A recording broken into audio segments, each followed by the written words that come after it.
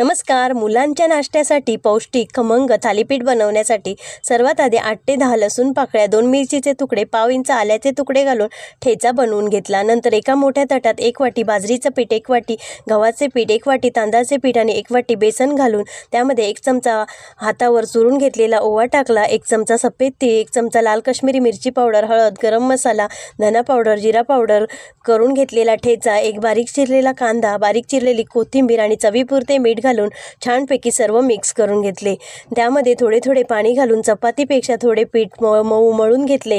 हे पीठ मुरत न ठेवता लगेचच पळपाटावर भिजलेले सुती कापड घालून पाण्याचा हात फिरून एक गोळा घेऊन थोडा दाबून हाताला पाणी लावून थालीपीठ थापून घेतले. थापून झाल्यावर कपड्यासहित उचलून गरम करून तेल लावून घेतलेल्या तव्यावर घातले. छानपैकी दोन्ही बाजूनी तेल सोडून खमंग भाजून घेतले.